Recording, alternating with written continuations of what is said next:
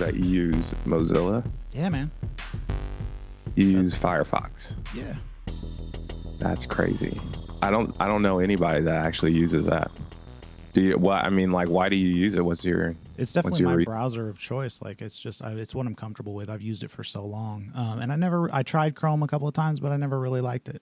So yeah, I just stuck with Firefox. Interesting. Yeah. You tried Chrome. So was it just that your browser history was so vast on that browser that you're just like, I'm not going to start over? Is it one of those deals? I don't think so. Like, it's just what I've become comfortable with, and like I tried Chrome, and it wasn't my browser of choice. I don't know. Like, it's hard to explain. You know, it's just I think it's such a personal preference. But yeah, like I couldn't get into Chrome, so I just fucking stuck with Firefox, and that's what I rock with. And like I have favorites on here that I can run back and forth between my machines. So right. It gets the same shit done. So like that's the thing. It's DAWs, fucking browsers. It doesn't matter. Pick what works. Yeah, that's very true. Yep. Very, very true. I do prefer, I mean, like, we're actually going to have a real conversation about browsers right now. Sorry, everybody. You do it. I do run, but for real, I like Chrome because it's integrated with Google. Right. So, like, all my Google shit is just right there when I open, like, and I use Gmail primarily. So, but I use Firefox forever. Yeah. Until Chrome came around, I was like, oh, okay. Yeah, now, I think I'm going to stick with that, but that's interesting. Were you always a Google guy? Were you always Android? No, I had an iPhone 3GS, and then I was like, yeah, and then I was gonna go onto the 4, but I was just like, I didn't want to do the same operating system again, and then I just got on Android and it integrated with Google and all that shit. So I was like, okay. So you're just fully integrated to the Google matrix then? Yeah, Google knows everything about me. So if you're a terrorist, please don't. You can't participate in the show probably because they are listening. Yeah. Anyway, let's get into it. Yeah. You know what time it is. Audio files. We are live. Audio files. And this is episode 10. Episode 10. I never thought we'd get here. I'm going to be completely honest. I didn't think we'd get to 10. You got to have faith in the process, man. I'm just joking. I knew we'd get to 10. Anyway, I'm Rashad Peters. You can find the audio files at the audio files on Facebook, at the audio files podcast, at the audio files podcast on Facebook, at the audio files podcast on Instagram, and at the audio files podcast on SoundCloud. You can find us at all those places. Yep. And my co-host, Dustin Brookshire in the house. What's up, everybody? You already know what time it is. Everybody. I do have everybody, all 30 of you that are listening right now. Yep. Not even right now. But I do have a story to tell. Yeah. Yes. I'm excited about I forgot to talk about this last week when I went to the production music conference. To save on cost, I just stayed at a hostel since it was like just me. Right. And we've all seen the movie, right? We've all seen Hostel. Like, it's kind of, I told people that I was staying at a hostel and they're like, what? You're going to stay at a hostel? Yeah. Are you serious? And I was like, yeah, man. I was like, it was like $43 a night and I was going to be there for a night. And it was in the middle of downtown. It was in the middle of downtown. Yeah. I was like, it's 2 blocks from the beach. This is a steal. Yeah. Like, why are you not staying there if you're traveling by yourself? But anyway, I get into my room and it's empty. I'm like, yes. Because it was like a Tuesday. Yeah. And I was like, yes, it's empty. So I'm laying on the bottom bunk because I don't know how hostels work. The way a hostel's set up is there's like four sets of bunk beds. Right. So 8 beds total and they're all numbered. So on your paperwork, they actually give you the number of your bunk. Right. But I didn't pay attention. I was just like, fuck it, it's empty. I'm going to lay on bed. This dude walks in, and it's this German guy. And he's maybe like 6'3", good looking kid. Yeah. Comes in here, and he's like, dude, that's my bunk. I was like, there's no one in here. How do you know whose bunk it is? And he was like, look at your paperwork, man. I was like, oh, okay. So that number by my, okay. I was like, I get it. And I got up there. But he ended up being a really cool guy. Like, he's 19 and he was traveling like all across the fucking continent. But anyway, that's not the story I wanted to tell, though. So the night ends and we're all sleeping. And I'm like, okay, we're asleep. I knock out everybody. It's just me and him. So it's cool. We're like watching YouTube videos. It's cool. He's a cool kid. Right. So we're sleeping, and all of a sudden I just hear like someone snoring like they have sleep apnea, like bad, choking. And I'm like, what the fuck? I was like, is it him? And I looked down there. It wasn't him. And I looked across, and this dude's in his bed, passed out drunk, like faded, in his underwear. And doing Irish yoga. I don't know what the fuck he was doing, but I thought he was going to die. I was like, oh shit, someone's going to die in the hospital. And I'm not ready for this. I don't want that responsibility. But anyway, I'm looking at this guy, and he rips this fart that's so crazy, and it just filled the room. And I'm trying to go to sleep and not laugh. And I'm just like, this is ridiculous. Anyway, I end up falling back asleep, and I wake up before they do. And when I come back in the room, like later on that day, and that dude's sitting there, and he just looks so fucking shady. I mean, like, I'm not judging the guy. I didn't know him, but he was hungover, man. Like, maybe. That's a good point, Dustin. He had a rough night. Yeah, man. That's interesting. That's a good point. You know, like, it's kind of like a bed and breakfast almost, but not quite so bed and breakfasty. Mm-hmm. Not so much Napa, but downtown LA. You know, it was really fun though. Like, if you're, you know, just traveling by yourself, like, really look into it, because it was really cheap. Like, they had a pool table. Like, they had nights where you would take a limousine into like LA and go party like VIP and shit for like $50 or something ridiculous. I was like, what? Yeah, it was pretty cool. And then pay like $15 a drink in LA. 15? Where you mean, like 20? Yeah, probably. Probably. LA. It's been a long time since I've drank in a big city like that. Yeah. You pay for it there. It's cheap to stay, which is nice. Yeah, it is really cheap to stay, and it was right by the beach. But I was searching for like a McDonald's or a Burger King so hard. Nothing. There's just designer fucking everything everywhere. It was ridiculous. Anyway, on with the show. Yeah. Yeah. LA never fails to entertain, man. It's always a story. Yeah, definitely. It was an experience. Yeah. But we did have some news to talk about today. Yes. And you know, since this year has been so big with like celebrity death, and you know, there's a lot of, you know, tragic shit that happened. Yep. They just announced, like, this is I don't know if you'd call it a bright spot, but interesting that they announced Prince's studio is available to tour for like $40. Yeah. Which is awesome. Like, when would you ever get a chance to get into Paisley Park while Prince was alive? A lot of history Probably there. Ever. Yeah, a lot of music there. A lot of history, and, you know, a lot of interesting stuff for people. I was never like a huge Prince fan. Every time I heard his songs on the radio, though, like you would have to rock out. I never got too deep into his albums, though. Yeah, undeniable for sure. His music was definitely undeniable. Yeah. I would just love to get in there and see his chain, because like you're going to be in his studio. Yeah. Like, for an audio engineer, I'd be kind of like, that'd be crazy. I mean, I guess you could listen to like interviews and stuff and search the web, but to actually be there, I think that'd be really interesting. They do mention that you can get like VIP for $100, so, which is cool. And you can get into like other rooms, and it's a longer tour. So, you know, if you're in the area of Paisley Park, Minnesota, it's about to be a bad time to go to fucking Minnesota. You'll be buried under like 15 feet of snow. So if you're in Minnesota, sorry, we know winter's coming. Yeah. Oh, yeah. Thank God I've never had to deal with that. Yeah. Never in life. But anyway, that was an interesting bit of news. I also wanted to talk about some software today too. Yeah. I was almost kind of reluctant to talk about this. I don't know how you say their name. This is that last story was via Music Radar. This is also Music Radar OX Sound Soothe audio processor. Yeah. It's a plugin it's an analyzer plugin that works automatically. I'm always skeptical about these kinds of plugins, you know. For sure. Like go I was going to say Isotope just came out with a plugin called Neutron that has dynamic processors in it.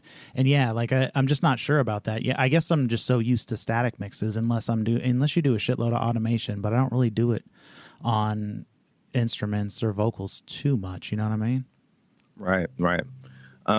I've been getting more into automating vocals. I mean, vocals are sometimes really dynamic, and it is Without a nice to doubt. have like an automatic, have a really just automatic analyzer and sort of deal handle Yeah. it for you. Like vocal writers, actually, I like using that on the bus. Right. So maybe this would be something like that just for, your EQ. That'd be cool. Yeah. Well, the human starts at. Sorry, I was going to just say the human voice, it fluctuates so much this is a pretty good thing to have. I actually put it on my machine today. Did you? And just tried Nice. it out for a second. And it definitely it soothes out some of those mid nasally tones, and it basically has a frequency sweep on it that you can go low to high and find where you need to be at with it, bandwidth. Some sensitivity to how much it's going to adjust, but yeah, you're starting to see a lot more dynamic processors, and I think it's a good thing. It's just kind of almost the audio engineering game getting a little bit lazier too. But as long as I can do more, I'm cool with lazy plugins. Fuck yeah. Thank God for lazy. Honestly, Yeah. like this MPC shit was killing me for the longest time. Like I love the machine, but the bounce process was just. Right. Like, man, why would I ever do that when I could just be right in my rig and just record MIDI and manipulate it hella easy with a mouse? Never. Why would I ever do anything else? I'm not going to fucking MIDI in and MIDI out of this machine into a machine that could already do what it did. Yeah. But they figured it out with the MPC software, and I'm grateful for that for sure. Yep, without a doubt. Clutch piece of gear. Definitely. I love my machine too. Like it's a great tool for sequencing. But yeah, definitely there's learning curves with stuff like that too, because I struggled with it for a while. Oh yeah. But the YouTube era is here, so there's lots of vids out there. Very true. Machinemasters.com is definitely one of my favorite spots. I don't know if anybody's messed with that or if you've messed with it, but it's. They have good samples on there. They have good tutorials, a pay service too on there. But Machine Masters is a dope spot. Absolutely, Machine Masters is it's one of mine. Definitely, if I'm looking for a tutorial, I'm gonna check there if it's for my MPC software. Right. I definitely.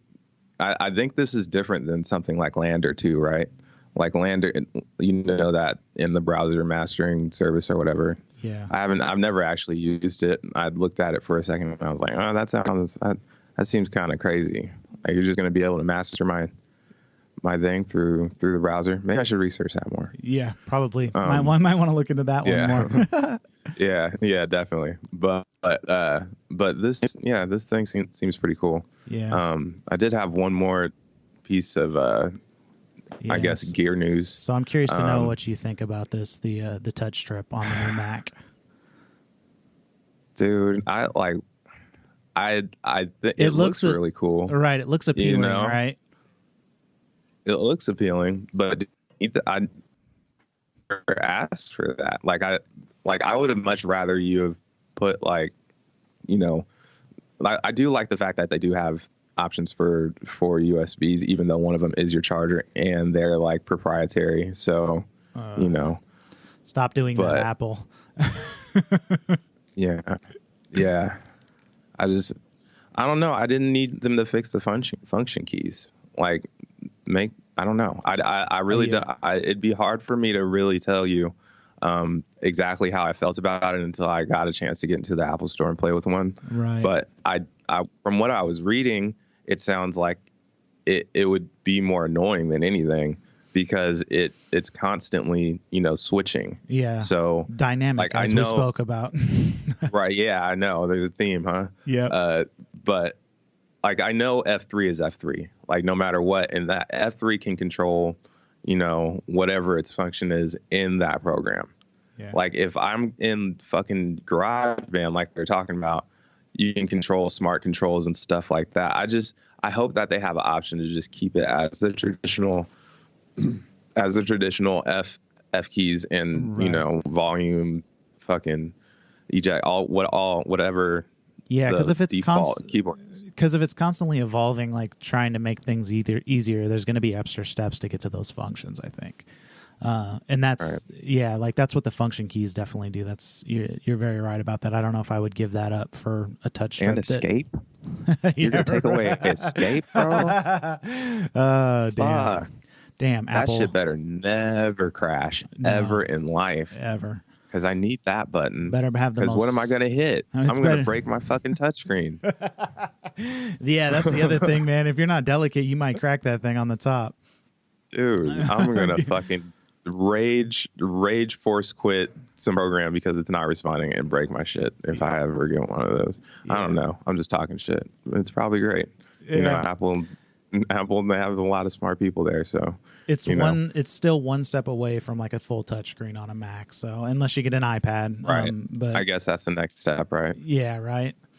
With all the PCs that can do it now, like it'll be interesting to see. Like I've never used a DAW off of a touchscreen. Have you? No, I've never. I don't know how I feel about that. I think the closest I've gotten, because if it doesn't. I was going to say that I think the closest I've got was like the iPad app, the Logic app on the iPad. Have you used that? How is that? Man, I used it a little bit in the App Store. Yeah, or the Mac Store. It's pretty fucking clean. Like, I mean, you can basically record remotely because you have all of the options of like the mix window there. And it's pretty functional actually. Wow. Like I know a couple people that needed to do some recording and just whipped out their iPad and did some recording. No shit. Yep. Wow. So like you think you could actually make like production through that app? Like or make production? It basically like, make beats?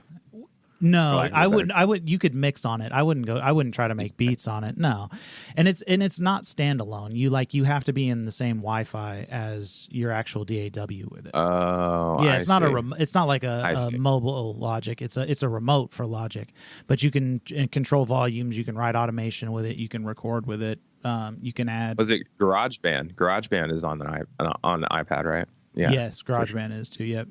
And I think there's a version of FL Studio as well now too for Apple. Really? Well, for the mobile. Oh, I see. Yeah. Okay. I think from the last I read on interesting. Yeah, the last I read on ImageLine, what coming to Mac was that it would probably be sometime around the end of this year. So really, yeah, they're writing a version of it for Mac, so it'll be there. It's I mean, people with Macs can technically, if they do like a dual boot with a Windows, I mean, they can run it right now. But you know, for it to be a native, to be a native OS X program, it's coming. It's on its way. Yeah, that's just annoying. Fuck that dual boot camp shit. It's not even if I have to do it. Like when I had to do it for school, I did it. But just in my everyday life, I'm not trying to shift command, hold down all this shit. Dude, just get me to my login as quickly as you can. I used it on one machine. I used it on one machine, and it had the touchpad, and like you would touchpad too far, like do like the triple swipe, because like I was, and you would end up in like Windows. It was the most fucking disorienting thing ever. That would piss me off. Yeah, but like it has its uses. I really definitely, I liked it when I was programming for sure. Like when I was writing computer code, that's something that's good for, but not if you want to run FL, fuck it. Just wait. Yeah. I guess we just have to wait now, which is great. That or have a PC. Either way. Or get a PC. I'm thinking about it, going back, just getting a PC. I think they're just more flexible. Like I love my Mac. Right. I love my MacBook, but I don't know. I kind of just miss the PC experience. I miss having shit that actually, I guess Apple has the advantage on sorry, man. I'm a little high. They have the advantage on the updates because it's all self-contained. Right. And with PC, you have to worry about drivers and all that shit. But I don't know. I just miss PC a little bit, I guess. That's what I'm trying to say. Just trying to go back. Baby, come back. Yeah, definitely. Yeah. That's exactly how I feel. Man. Anyway, on to the topic of the day. Yeah. This is an interesting one for me, just because I think that there is a future in online beat selling or Sure. online music licensing, however you want to put it. You know, and it feels like SoundClick, the era of SoundClick and everything like that. It's still kind of, it has legs. Like people are still buying music online to record over, even with YouTube. Right. You know, like they're still buying from certain people, and it seems like it's more of a business game than a music game at this point. You know, did you get a chance to watch the link that I sent? Yeah, I caught part of it. Like, it is a very interesting thing to see it kind of make a struggling comeback, I guess. Because like, I don't know, for me personally, because I never had any luck selling beats online. So, Yeah. and I think my approach to it was wrong, because like if you go and see the people that are successful on SoundClick and BeatStars and stuff like that, it's the people that, you know, have a branding. Part of it is, you know, the music they make, but a lot of it is also the imaging of the product. And I think that's become a huge part of it. Like people want to associate something with the music. It can't just be the music anymore, I don't think. Oh, definitely. Yeah, it's like a whole media sort of game now. Like you have to have videos, you have to have all this content just to keep up. Oh yeah. You know, and it's, you know, it seems like the juice is worth the squeeze at the end of the day, because you get to basically make music, even though it seems like it's a lot of other shit too in order to actually be successful. But you do get to make music and not have to go into work and all that stuff. But you still have to, you know, definitely have some sort of focus. Yeah. So you did try and sell beats online. How did you do it? I use BeatStars. I got on BeatStars like when it was very, very young in its infancy. And yeah, just like I got on there, mastered some tracks, threw them on there, and like I got some plays off of it and stuff. And it's funny because like I get royalty checks off of Spotify for like 0.01.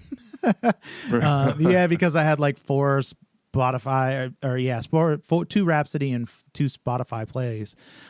So yeah, shout out to whoever was listening to my music on those services. Thank you. I appreciate that. That's what's up. Yeah. So, but outside of that, no, you know, like that was basically kind of how, you know, if I met people out here that wanted beats, you know, I would direct them there so that they could hear it. But yeah, like I didn't have the product, you know, I didn't put enough beats up there, and I didn't really have an image to go with it. I was just like grabbing pictures off the internet and shit, and like, oh, let me throw this on here so it looks cool. Right. But you know, that's pretty much what people are doing now, though. Right. You know, they might treat them a little bit, but you know, they're just basically putting them on YouTube. But you know, but then they have branding over it. Like I was just going straight pictures. You know, they have logos and stuff like that. I think that's an important. You know, having some type of topography with it. Typography. I said that. Yeah. Anyways, letters and shit. Make sure your characters. You know, like that's the thing. You know, you got to have a logo, and that wasn't what I was doing. So I think that's a huge part of it is the branding. And for me, I don't know. I guess I'm a music snob, but I also want good music too. Like if you got dope branding and shit music, I'm like, oh, that's a cool package, but I'm not sure. The thing about it is though, like if you look at instrumentals online, a lot of them are really good, and the branding's really good too. A lot of them are good. Like there's no denying it. They sound like industry. It sounds like industry music, and I think that's like what I'd hate to kind of be cliche about it, but that's what it always comes down to is the music. Like if the music is just like top notch, then people will pay attention for sure. But you know, that's the thing though. Like, how do you know? Because there's some of them that have a lot of plays, and you're just like, oh, why didn't I could have probably made something like that? And but it's also the consistency factor too. You know, like how consistently are you putting up content? And not even just beats, but like pictures, videos. In the studios. In the studio. Yeah. Like all the shit, you know? So I that's think you want to people want to put a face to the music, you know? So like I've seen that in multiple YouTube videos, where, you know, it's them talking about like, you have to have a product. Like people want to know that you're real. and that you're making, kind of see who you are. And I think that's where a lot of the imaging comes from, is like it can't just be a gimmick for you. I think make it part of who you are. And that way, whether other people like it a whole lot, or, there's some people that like it, it's not a big deal, because it's still what you want to do. Right. Yeah. That's the real thing, man. Yep. Like, that's what's so alluring about it too. Like, selling music online or selling sounds online is like, oh, you get to like break away from, the man. The corporate just scheme, live your man. life. Yeah. Yeah. I mean, and that kind of speaks to, just, I think there's like our generation as a whole kind of feels like that. Cause I talk to a lot. I mean, most of my friends are my age, like I have some older friends, but we all kind of feel like, oh, if we could get away, I kind of mentioned it on the Creature Cast too, about quitting your day job, which is, what a lot of people feel like they want to do right now. And online beat selling seems like it's attainable if you want to work at it. Like, and that's probably a big motivation behind a lot of people that get started doing this. That's why it's so congested right now, Yeah, there's a lot of beat sites out there, and there's a lot of good music out there. I like a lot of the beats that I hear, and like I don't know, I always put myself on a pedestal. I think that was part of the problem. Like, you go out there and you hear it, and like at first it's kind of intimidating, because you hear people's beats, and it depends how far you are in the game when you want to start selling beats. But I mean, I think it's definitely, it's a viable source, if you have the product and can constantly put it up. Like, I think the consistency is the hardest thing to roll with, because like life just comes in and you're just like, oh shit, I don't feel like making music right now, which is a terrible feeling. And I'm sure you felt that at some point.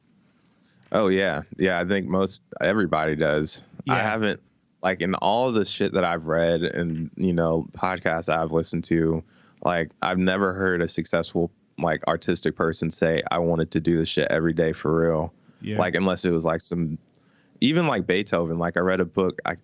Was it a Malcolm Gladwell book? Malcolm Gladwell. Man, Talent is Overrated. I think that's what it was called. Oh, okay. Talent is Overrated. He outlined the lives of like all these highly successful people, and like he did all the research on Beethoven and like all these musical geniuses. And the thing about it is, like, they didn't have what we have in 2016. Like, that's obvious, right? But they also had parents that were like virtuoso musicians, and they were made to practice every day and all that shit, so that there was no choice. Like, they had to. And as you get more distractions, it's harder. Like, I would much rather be playing PS4 right now. Yeah, for sure. To be quite honest. Like, I'd much rather be on the couch. Video games are so much fun. Dude. Yeah. I tried that the VR in Best Buy. Oh yeah. I wasn't thoroughly impressed. I'm gonna be honest. I mean, I've done a couple VRs off of like Samsung phones, and like they're cool. Like, yeah, like I don't know about in a video game system though yet. Like, because you'd have to see what it's like inside. It wasn't impressive though. It wasn't that impressive to me. I mean, it was cool. Like, and I didn't really get to play anything with a controller. It was like all head tracking. I played some like luge game. And it was like all head tracking, which was cool. Like, the head tracking was amazing. And it did give you like a sense that you were in a separate like world, but it wasn't worth the money. Like, I couldn't justify spending, however much I think it's 200, right? $199, something like that. Yeah. Something like that. I couldn't justify that shit. Nah. Like, they did have they had an Arkham demo too, but it wasn't, I didn't like that one either. It was all head tracking shit. Yeah, no. Yeah, see, the time I did it on the Samsung, it was on like, they had a roller coaster machine, and it was a roller coaster, and like you did the roller coaster, and that was dope because like it was super real, and like when the VR gets around you and they give you headphones that go over, and you just hear people screaming and yelling and laughing and talking and shit, and you're going on this roller coaster, with the machine that moved with it, like it was a pretty badass experience. If you haven't, cool. Yeah, dude, if you haven't done one of those yet, go find like a Samsung one, because they're pretty dope. Where did you? on yours at? This one, of course, was a corporate sponsored. Oh, The day job. That's what's up. There are perks. Hey, yeah, there are perks to having a day job. Yeah, man. No lie. How did the fuck did we get on that? I don't know, dude. We've been on some tangents today, but yeah, this talent is overrated. Like that's fascinating because it really speaks to the people that work hard. I think that's what's so key. Like you see so many motivational speakers on YouTube and Facebook and shit today that are like work hard, outwork everybody, and it's always been kind of a thing. You know, the people that have always been successful baseball and football and shit. Oh yeah, out there, you know, running up and down fucking giant hills and shit to get better. And I think that's what it is. And in beats, like it's just pounding out beats and doing mixes if you want to be an engineer. Just getting your hands on whatever you can or making whatever you can. Definitely talent is overrated, but like, I mean, how do you think is the easiest way for somebody to work over just like that fear of the shit not being good enough? Man, you know, I just think that you have to not give a fuck about what other people have to say, like for real. Yeah. You know, a lot of people say that and they're like, you know, like, oh, I don't give a fuck what they have to say, but then you never see them do anything. It's one thing to say it, it's another thing to mean it. Yeah, 100%. And it's hard though. It is. It is hard because, you know, you have to put yourself out there to a point where people are going to say shit about what you're doing. Yeah, and one way or the it's other. Not, yeah, one way or another. And to say that it doesn't affect you in some way, yeah, it probably will if someone shits all over your work. But at the same time, you know, it's just about how you frame it. They could be shitting all over your work, but you're still working, you know, and they're still in your comments or they're still talking shit while you're, you know, you have something for them to at least shit on. Yeah. There's a lot. But that book was really interesting too. Yeah. Oh, go ahead. No, you're good. Go. The joys of Skype. Yeah, definitely. We should probably do like video ones. Maybe. At least try them. Yeah. Anyway, that book was really good too because it was written by someone who had done something. Like I don't like motivational guys that are just like, where'd you come from? Like what happened? Like they got famous off of motivating. Yeah. Like I was like, okay. But anyway, it's good because he wrote a New York Times bestseller, The Legend of Bagger Vance. Okay. I think there was a movie too. Yep. But he wrote that as well. So, you know, it's a interesting book. I definitely recommend it. He outlines a whole list of other people too. But it really just comes back down to when online beat selling, you know, like it comes back down to the consistency. I feel like is really key. That was a common thread in that book, but also just being like all I've been thinking about lately is like music theory. Like just really all I've been doing is running through, you know, I can't say all I've been doing, but a lot of my day is spent just thinking about it. Yeah. And I feel like it makes me better when I get actually back to doing, you know, like trying to play that chord progression or trying to, you know, do that drum programming sequence or, you know, like I think that has helped me a lot too. And I don't think that I'm, you know, like super producer or anything like that, but I know that I've noticed that I've gotten better. So yeah, if you practice it at music theory, you will definitely get better at it. Like that's we've touched on it before, and it's definitely an important thing to get into and make your product better. And you got to commit to that. Like that's not something that if you do it like once and then take a day off or a couple days off and then do it once, like it's not going to stick with you because consistency is key. And like I think that's been the moral of the show. Consistency is key. Yeah, definitely, man. The reason why I brought this topic up too, by the way, is that tomorrow I'm going to Emeryville to like a seminar put on by BeatStars. I'm gonna try and get an interview with the CEO. I gotta look up his name. I should probably know that.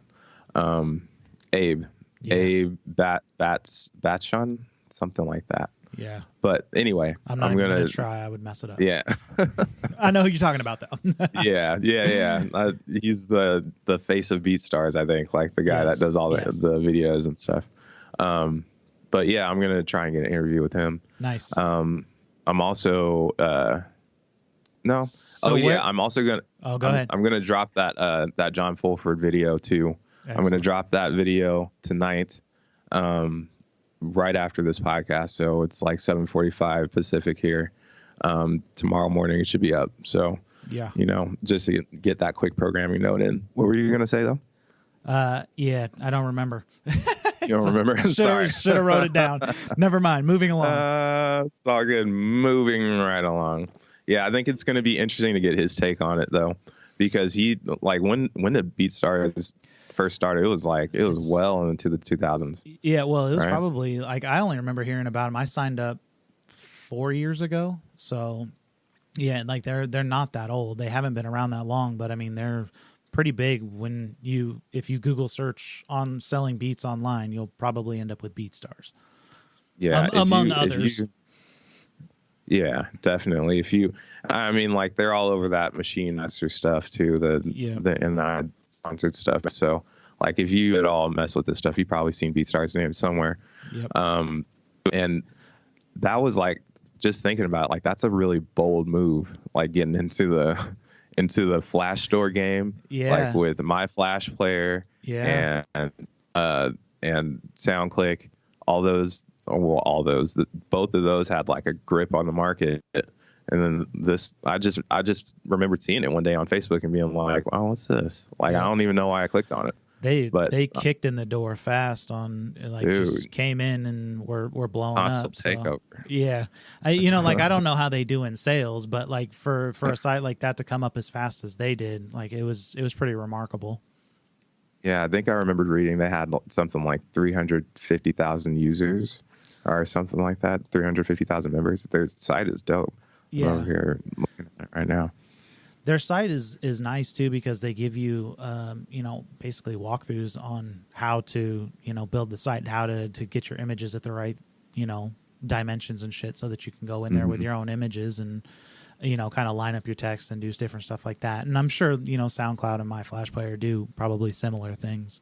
So, but like it's just nice to get in there, and that's, you don't need to necessarily have a logo straight away, I don't think, but because you could do a decent enough job in there creating something, a page, get some product up there. Yeah, definitely. I actually created my logo a couple days ago. I just did it myself in Illustrator. It was way harder than I ever thought it would be. Yeah, Illustrator programs are kind of tricky sometimes. Yeah, it was just so new. I was like, what?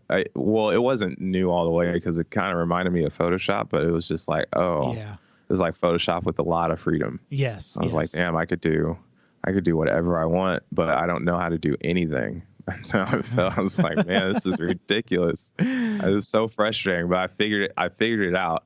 And my logo is so simple. It's just like a triangle with a letter on the inside. Yeah. I'm probably going to get it redone. I appreciate it, man. Yeah, man. I saw that pop up, and it's eye catching. That's what's up. Yeah, man. I dug it. It was a good look. I appreciate that. But I was trying to do something way different, and it just like I learned a lesson from like failing at piano so many times. I was just like, fuck it, it's good enough. Like, I'm just gonna leave it good enough. Yeah. And I feel like that's something that we struggle with. Like all my creative friends, well, most of them, there are like some just, exceptional, just whatever they play is just fucking great. Yeah. People that, fuck those people. It's just like, they're just so keyed in. Yeah. But most of them like have the same sort of like perfectionist tick. And that's something that I've been dealing with, like just trying to get past that part. I feel like is so key, because once you just start making it and you're just free to make it, and you don't have to really, there's no judgy voice in there. Yeah. Like, it's getting rid of that self-doubt. Yeah. Getting rid of that self-doubt is man, that is the one thing that is, I feel like, is holding most people back, including myself. I'm not speaking from a point of I made it or anything. I'm speaking like to myself kind of right now. And at this very moment, for sure. Yeah. I would probably be having this conversation by myself, just in my head, if you guys weren't here. Yeah. But, you know, this is what this is for. You know, I just think that it's kind of difficult too when you can't get the attention. Like, it's not like you just put it out there and everybody wants to fucking press play. Right. Like, you have to a certain extent, you have to market and be some sort of business oriented, or else you're never going to get any feedback, you know, like. That's a very valid point, easier. Because you need customers, you need consumers, you need critics, you need, you know, praise, you need shit like that for the music. Like, it's all necessary. It's all a complete package of it. So yeah, but just like sometimes getting over that fear of like, oh shit, is this good enough? Who's going to like this? That's the toughest part. And I think it's just putting your music out there too. Now, like, there's so many sources, but you're right that if you just put your music out there and don't do anything with it, don't promote it in any way, shit will just stay there. Yep, it's gonna stay right there. You'll get fucking 4-cent or 2-cent checks from fucking BeatStars. I need it all. I need every cent. Yep, every last penny. I need it. Yeah, that's funny. I've never really said this out loud, so I feel like I'm kind of almost stuttery a little bit, but you know, this is some real shit. Like, I'm not, you know, here to try and hide anything, or like I said, I'm trying to be as genuine as I possibly can be. So with that being said, though, you know, I did create a logo. I have a website that I've been promoting. I kind of missed my last deadline of I think it was October 20 or October 17th. But anyway, I'm dropping. My website will be public, you know, tomorrow. So this is kind of like my experiment with online beat selling. You know, I'm going to kick it off with this seminar and just, you know, see where it goes. And for a year from now, we'll see, you know, and we'll have hardcore evidence as to how you can or how you can't do it. So, you know, also, dope, we've decided. Oh, go ahead. I was going to say, good luck, buddy. Good luck. But dude, put it all in. I'm rooting for you. Yeah, man. I'm rooting for myself too. Yeah. I hope I can pull this off. Hell yeah. Yeah. But definitely it's also, you know, it's nice to have this podcast, you know, whoever is listening, just us having this conversation. You know, I feel like this is a conversation that we might not have had unless this podcast was actually, you know, a thing. Yeah, for sure. You know because you I think you already said it, like you'd be having this conversation in your head or potentially out loud to yourself. Because like I find myself thinking about it too. Like I'm at work, I'm, you know, thinking about just whatever I can, music theory, you know, and like that's the struggle. Like I fell into the corporate trap. So anybody out there, the corporate world is a trap. be free and make music, man. If you're young and listening to this, do it. It's such the trap though, man, because like you get in there and start making corporate money, and like it's hard because at first you're not going to make a shitload of money selling beats. And I'm saying statistically, I'm saying anybody in particular. But like that's the thing, you know, but you got to take that leap and commit to it and have the consistency and the product going out there. So what do you think is going to be your schedule for posting beats on there? It's going to be bi-weekly. I'm going to post, I'm going to get at least three up there, bi-weekly, you know. Excellent. And I'm going to have for the first, until I can get some traffic, I'm going to have some beats on YouTube that for free download. Excellent. So, you'll be able to check my YouTube free. Yeah, definitely. You can do whatever you like with them. I also, like, I haven't really discussed this with you, but we've talked about posting collabs too on the SoundCloud, just between us. And I haven't talked to you about this, but how would you feel about putting the stems up on Splice? Oh, that for way, sure. Whoever wants to listen, if they want to grab the stems and post something, Throw they up a could do that. remix, do something. Yeah. I mean, use it to make something. I'm down with that. Yeah, I will definitely throw some stems up on Splice. Yeah, definitely. Yeah, just if you do make something, just make sure that we get to hear it. Yeah. So post it on SoundCloud, shoot us a link or something like that. Yeah.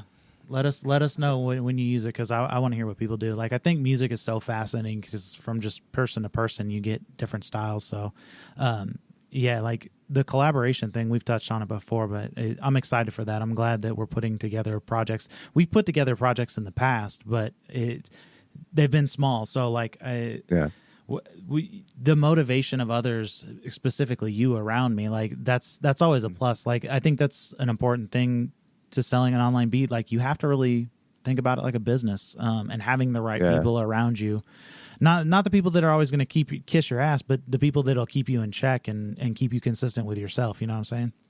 Yeah, man. It's easy. It's just like working out. Like, if you can go with somebody, it's way easier to work out than trying to get up by yourself. It's a workout. It's really hard. It's a workout. Yeah. It's a mental workout. That's all it is. Yep. Yeah, man. It's going to be interesting though. It's going to be interesting. It's going to be a lot for me. It's definitely going to push. What's the site name? It's WyattEarpMusic.com. Yeah, man. Wyatt Earp Music. Yep. Real easy. But yeah, man, I think that's all that we got for today. I'm not going to keep trying to drag this one on. We're going to end it on a good note, and we'll catch y'all next time. You already know. You know where you can find us too. I always forget to do this. You know where you can find us. Run it. Facebook.com/The Audio Files Podcast, SoundCloud, the Audio Files Podcast, Twitter, TAFPODD, and Instagram, The Audio Files Podcast. Follow us on all those. Follow us on one. Just follow us. Yeah. Hit like. Smash it. Thank you. Peace. Peace.